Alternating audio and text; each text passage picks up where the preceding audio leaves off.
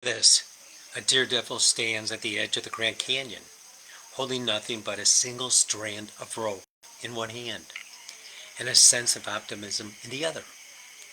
"I've got this," he says. "I believe in myself."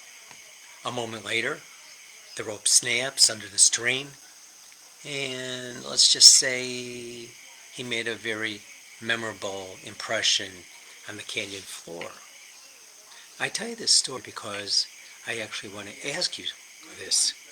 How many, how often do you approach life's belt in this way, armed with little more than sheer willpower and thinking, hoping that it will help you to maintain steadiness?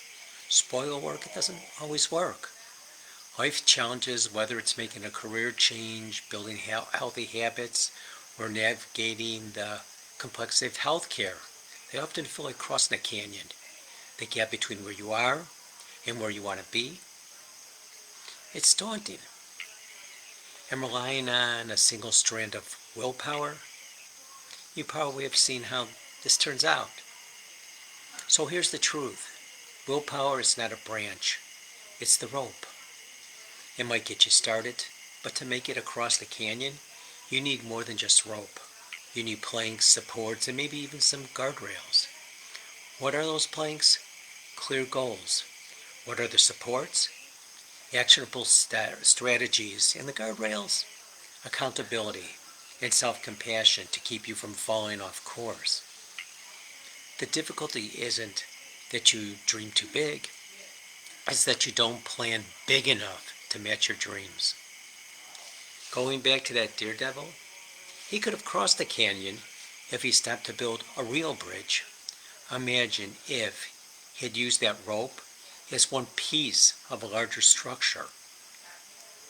With patience, planning, and persistence, he wouldn't just cross the canyon, he probably would charge admission and then call it a tourist attraction.